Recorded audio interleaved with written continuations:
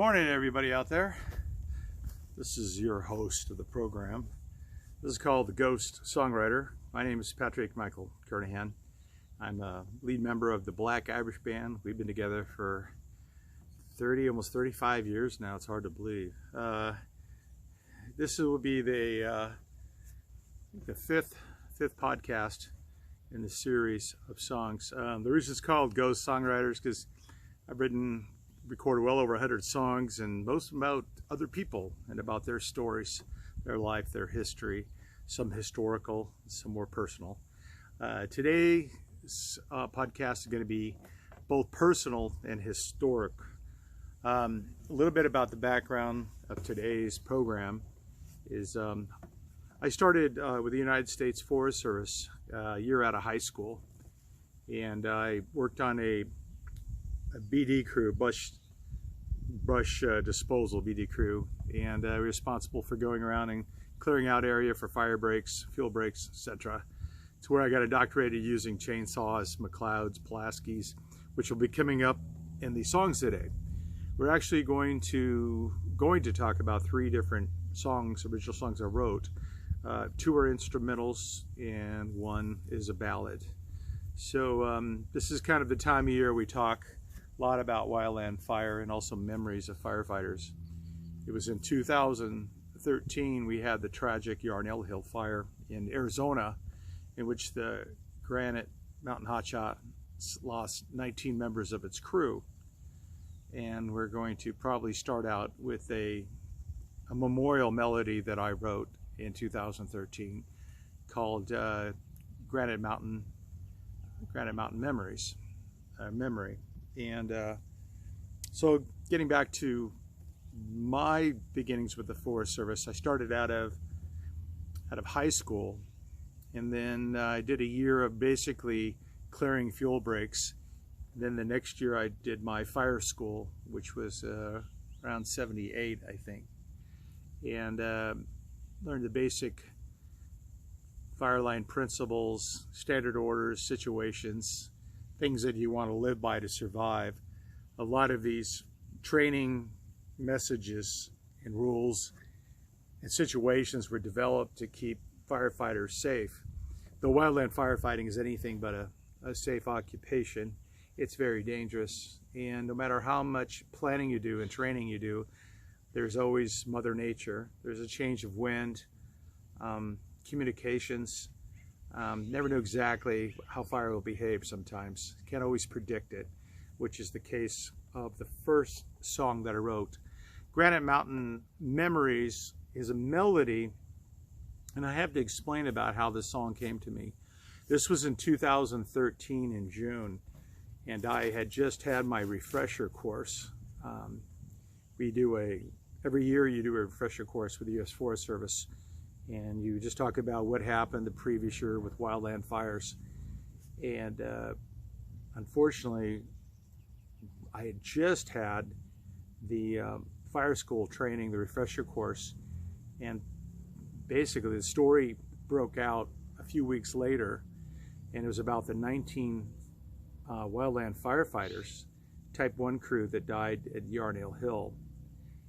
And there is a movie based on that story. It's called Only the Brave. It's actually a pretty good movie. They follow the storyline pretty close. They've added a few things to make it, of course, more interesting, like movies can do, right?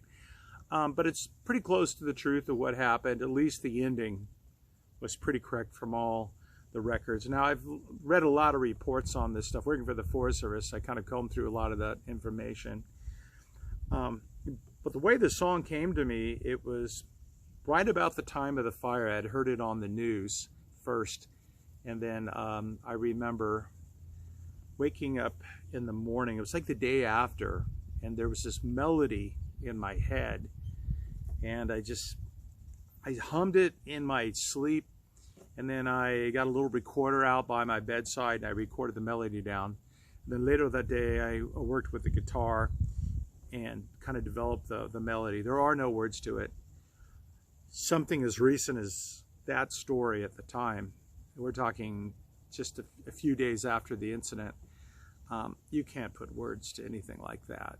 there's not enough time that's gone by. The information's not out there. You're just stuck with the tragedy, the feeling you get from the loss of all these brave men that fell. And so the melody was there, and I heard it in my sleep. I wrote it down that day, and then I would record the song. It originally appeared on our This Summer album toward the end of the album. And it was a feature for the violin. Dave Rainwater played lead on that melody. I also introduced the banjo guitar, as well as the very end of the song had some keyboards. I will attach these videos, by the way, to the end of the podcast so that you can listen to it and see the whole video. It's just it's a eulogy, just a way to celebrate the memory of these men. And I know it's coming up on the 10th anniversary of that tragic fire. So there's a lot that we can learn from this particular fire about Yarnell Hill. And I'll explore a little bit about that right now before we move on to our next song topic today. Basically, the fire broke out. It was in the end of June, and they needed a Type 1 crew, which is the Granite Mountain Hotshots, and they were sent into the fire. And they had been on the fire line. Then they were up on a ridge top in an area that was a safety zone, a lunch spot, as they called it. And for no apparent reason that we don't know even today, Eric Marsh, the superintendent of the Hotshots, decided to go down this little canyon draw to get down to, I think it was a Boulder Creek Ranch with his crew, even though they were in a safe zone. And we don't know why. It could be he felt that it was important to engage the fire again, because at that point they were kind of in a rest position, just kind of wait and see. But he took the crew down through this area, and fortunately they lost sight of the fire.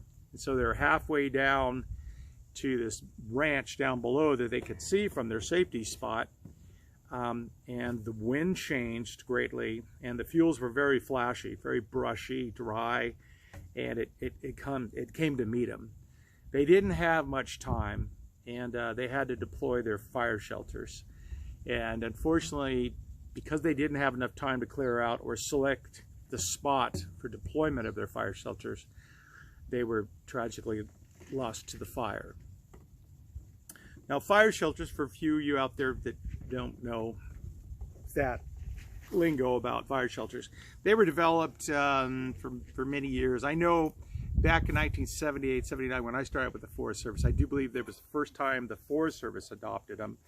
And I remember we carried them on our backs in these big giant, we called them shake and bake bags, even back at the beginning, because we figured, hey, if you have to go in that thing, the chances are you're probably not going to make it out. We kind of joked around about it, but from there on, every fire I was on, we were required to have the old fire shelters. And they can be effective, but then again, you have to have the time to set it up clearly. Sometimes you don't have that option of time. And what I mean that is to hopefully pick the right location with lighter fuels or no fuel at all. And then if you do have fuels, you have a few seconds maybe to go around and remove what's flammable, what will be consumed by the fire. You don't want heavy fuels around your fire shelter. So deployment location is very important. But in a fire situation, you might not have that option. And the Granite Mountain Hotshots did not have that option. I think in the movie they portray them getting out their saws, cutting some of the brush. Then they tossed the saws, the saw fuel. They didn't want that around them when they deployed in the shelter. But unfortunately, just wasn't enough time to clear enough fuel out. But fire shelters, I have to defend them because they have saved a lot of lives on other fires. So they're a handy tool. It's really, the best bet you got if you're in that situation. Hopefully as a firefighter, you'll never be in that situation where you have to deploy. One thing every year is when we go through our refresher course, we're always asked to deploy the fire shelter. We're usually timed on how long it takes us to get it out of the bag and to get on the ground. And You want to keep that fire shelter down, keep the wind from getting and the smoke, hot air getting in there to rob you of your breath. So that is it on that particular song. Told a little bit of story about the Granite Mountain Hotshots. I do believe that was June 30th, 2013. And so we want to pay tribute to these brave men, 19 men that passed on that fire. And I will attach the video. And it's just a memorial melody, a eulogy to them. Now we're going to move on to Into the Fire. Let's just take a little bit of this, okay? It starts out in A minor. It starts out with a foolish match or a demon off the road. Some they sit and calculate and get off on its glow. From the very heavens it's lightning without rain. No matter how they find it, to them it's all the same. All the same. There's a lot in that first verse. Into the Fire I wrote in 2005. And the reason for its writing was I had been selected to represent the United States Forest Service at their 100th anniversary celebration on the National Mall in Washington, D.C. And I got to perform that very song at the Kennedy Center. So me and Jim Nelson from the band went back to Washington and we performed for 2 weeks. Prior to that, at the time of selection, I had been doing interpretive programs for the Forest Service, campfire programs basically for you out there, and maybe you saw a few of them. But anyways, I was chosen by a presenter from the Los Padres National Forest who had asked me to go back to Washington, so they paid for me to be there. But I realized I needed some more interpretive songs about the Forest Service, and specifically stories about firefighting. At that time, I had only really written one, what I call Wildland fire ballad, and it was Underneath Montana Skies, which I had written back in the mid-1990s. And that was a tribute story song I wrote about the Man Gulch fire that happened in Colorado near Helena, the gates of the mountains there, Man Gulch. It was a fire that was jumped by Forest Service smoke jumpers, and it was a very tragic fire. And we'll probably address that. That anniversary date is coming up in August, so I'll probably do a separate podcast on that story. So let's getting back to Into the Fire. That first verse tells you a lot. I wrote it in 2005 prior to the concerts in Washington, D.C. And this song, it's an interpretive song. There's a lot of things going on. First of all, I look at it as a little book. So if somebody said, what is a wildland firefighter, Mom and Dad? I'd say, this is what it is. But first of all, why do you need a firefighter? Because of the fire, right? Here we go. It starts out with a foolish match or a demon on the road. Some may sit and calculate and get off on its glow. From the very heavens, it's lightened without rain. No matter how they find it, to them it's all the same. All the same. Tells you where fire comes from. Foolish match. You know, Smokey Bear, don't play with matches, kids. Foolish match. Or a demon on the road. Well, that would probably be somebody on a dirt bike, right? Or a quad with the not approved spark arrestor. Having worked in fire prevention, it's not uncommon for a lot of people to be out in the woods with the wrong mufflers or no mufflers at all. And unfortunately, it's a violation. So you want to definitely get that to go on, because you don't want to cause a wildland fire. It gets expensive. The demon on the road, and some they sit and calculate and get off on its glow. Well, now we're talking about arsonists. People out there, a lot of these fires are just written on purpose. Don't know why people do it. It's sick mental illness. But it happens. A lot of the bigger fires were caused by arsonists. I can think of the rattlesnake fire, which I just wrote a ballad about that took place in the Mendocino National Forest back in the 50s, about a gentleman who was a firefighter who just went out lighting fires to make some overtime, but unfortunately he killed a lot of firefighters in the process. And then lightning without rain. Some of the biggest fires and the most active fire seasons, usually for us firefighters, are lightning-caused fire, Mother Nature. Usually in the Sierras here, as well as the Rockies, you get a lot of what they call dry lightning. This is lightning where there's no rain. It's just it's super dry. Lightning strikes, and just about wherever the lightning hits, and it's an ignition point. I remember back in, that was back in 1987, I was on the El Dorado National Forest, and we literally had hundreds of lightning strikes. I know on the Stanislaus to the south, they had the big Stanislaus complex, which is several lightning fires, and a complex fire is when all the smaller fires kind of burn into one larger fire. And it happens. It's probably the biggest cause in late summer of our fires are these lightning strikes. And there's not really a lot, you can do about them, because they come late in the season, and there they are. So you have to be prepared for them. So that first verse talks about fire. Now the second verse of my interpretive song, Into the Fire, talks about who are the people that fight wildland fire. Okay? From the nation's working class, college and trade schools, shovel axe, Pulaski, McLeod, their working tools.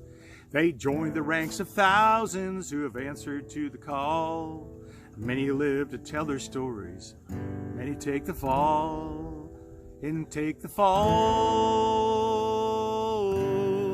Now that talks about where people came from. I came out of high school. I think I took a couple of college courses and failed miserable. As my dad said, son, I don't think you're college material. So I started out with the Forest Service young, working on a brush disposal crew, going around with a chainsaw. But then the very next year, I was out with a chainsaw on the front line of we were a large crew, a hand crew. I wasn't on a hot shot crew, just a hand crew. Usually when we had the fires, they just put crews together, and I'd usually end up at the front because I was a sawyer, saw. But I've also worked with Pulaski, shovels, McLeods. What other song in the world would you hear the song Pulaski's or McLeod, right? Okay, Into the Fire. And colleges and trade schools. Talks a little bit about the background, both men and women, all backgrounds, but they're there to answer the call. So it just comes from different places.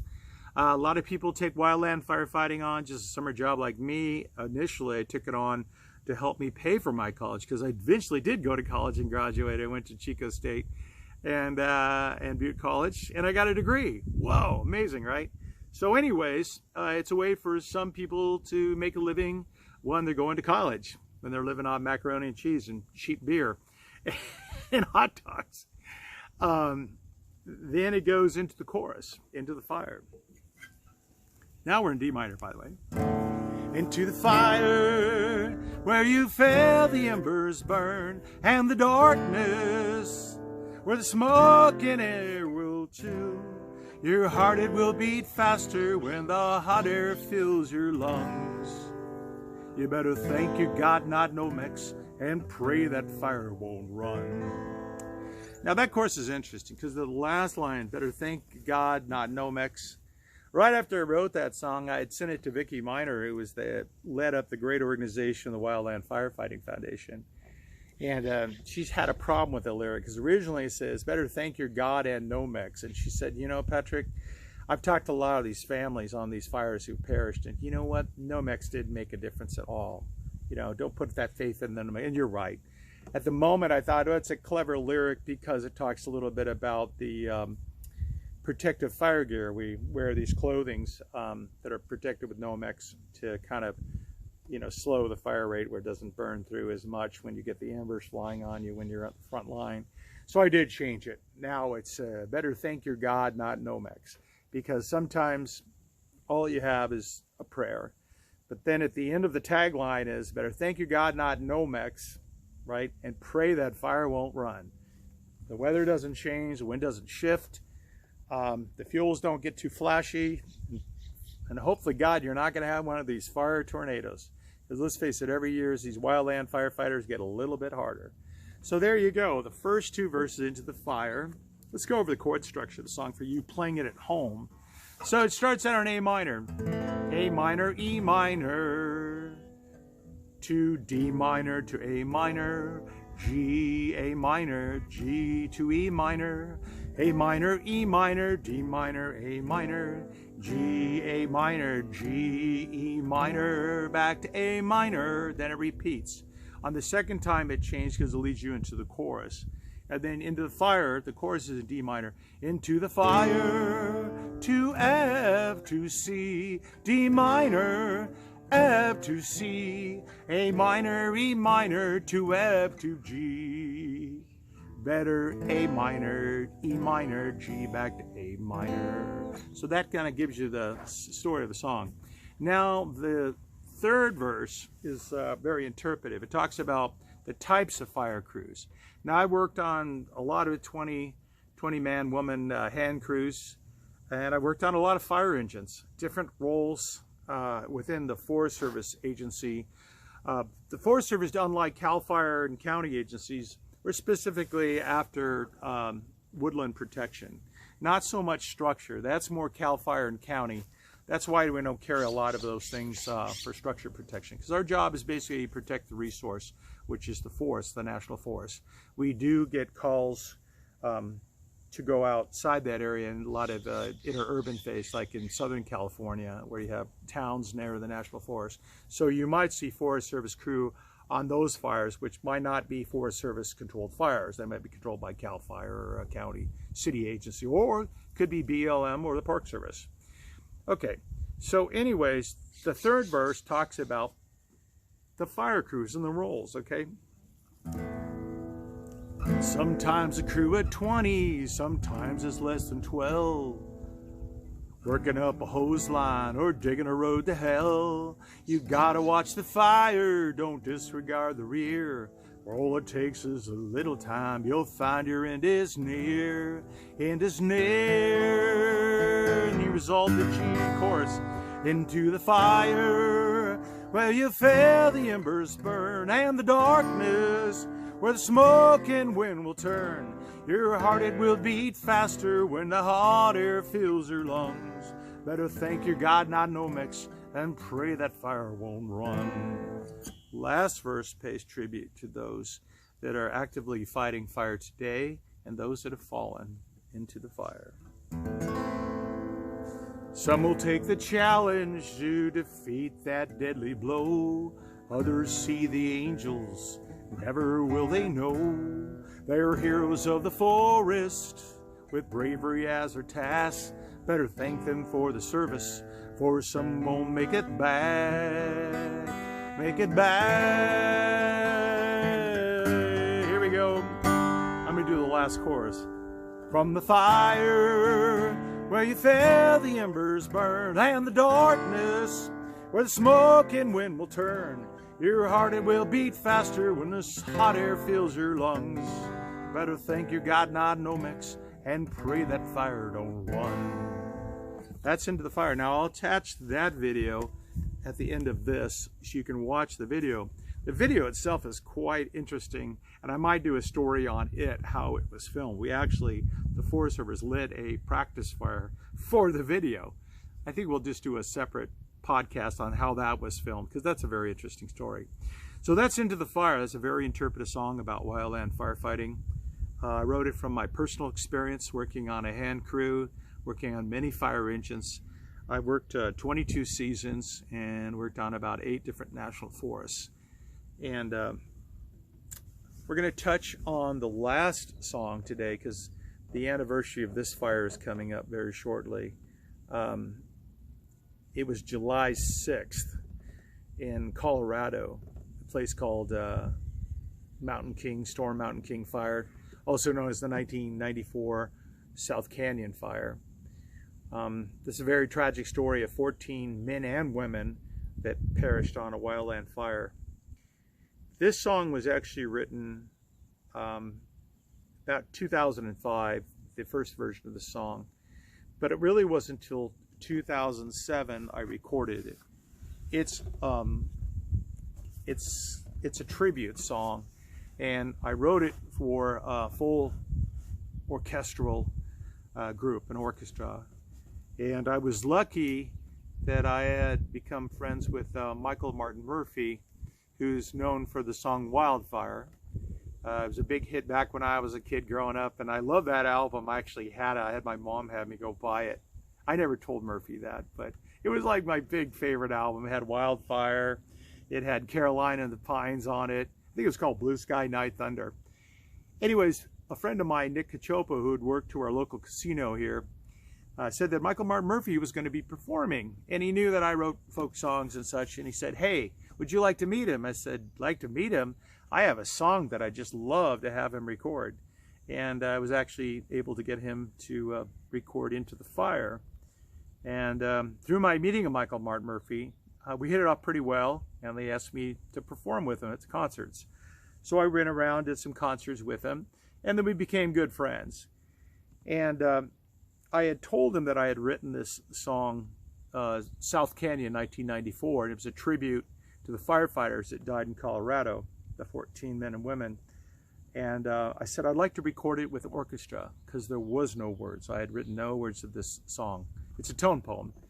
And he said, "Well, I have a orchestral arranger, and he's the head of the Texas State Symphony. His name was Howard Heidelberg." And he said, "I can introduce you to him, and if he's interested in your song, maybe they'll record it." One thing led to another. I went down to Texas and had the Texas State Symphony record the symphonic piece known as South Canyon 1994. It's only been performed twice. They recorded it back in 2007 in Texas, and then in 2012, on July 4th, there was a special fundraiser for the Waldo fire that took place near Colorado Springs. And I think there were 7 million people that watched this performance. It was aired on TV to raise money for fire victims. And I was nice enough to have Murphy introduce me to the Colorado Springs Symphony, that we were able to get the arrangement from Howard down in Texas, who helped me score it out. And we had the Colorado Springs Symphony perform it for about 7 million people. And it was done there at the World's Event Center in Colorado Springs, and that was in 2012. I've yet to get a copy of it, though. I mean, I have a rough copy that was taken by my girlfriend on her little camera, but that's all we have. And it was also at that concert 2012 that Michael Martin Murphey came out and performed Into the Fire as a solo number, which is really nice. He added a lot of embellishments to that song that I had performed for you early, Into the Fire. And I wish we had a recording of that, but it was done live at Colorado Springs. So that kind of ends up the podcast today. It's kind of reflecting on 3 different songs: Granite Mountain Memories, Into the Fire, as well as South Canyon 1994. I will attach all of these videos, music videos, so you can watch them at home. If you like this type of informative, interpretive songwriter information, and you find these songs fascinating or interesting, especially about wildland firefighting, I don't mind talking about it. I'm retired right now. Unfortunately, I came down with cancer in 2013, which kind of eliminated me working any further as a wildland firefighter. The best I can do now is give campfire programs. So, oh well, that happens to all of us, right? Life changes. And I even do Smokey Bear. And I actually wrote a song about Smokey Bear. So anyways, hope you enjoyed it. If you like it, subscribe to it. This is one of the longer ones. And please watch the other videos. I'll put them out there. So until next time, I am the Ghost Songwriter. Thank you so much for listening and tuning in. Please subscribe, hit it, like, share. And if you're a wildland firefighter, give me a shout out. Thank you for your service. You men and women out there, you make a difference. And if you have time to, you can also look at my wildland firefighting artwork. I'm an oil painter, and I've done numerous oil paintings for the Forest Service, honoring them as well as CAL FIRE and other agencies. And down the road, we'll probably do some more interpretive podcasts on the wildland firefighting subjects. I wrote a song about Native American Type 1 hand crews, hot shots. Also wrote a song about air tankers. So we have a lot more to talk about, and then of course Underneath Montana Skies. We'll get down there in August sometime. So hopefully enjoyed today's podcast. Just subscribe, like. Again, my name is Patrick Michael Karnahan, member of the Black Irish Band. And if you like these songs, they are available. If you go on Spotify and look for the Wildland Firefighting Collection by the Black Irish Band. So until next time, we'll see you out there. Have a happy, safe June, and be fire safe. And remember, Only you can prevent forest fires.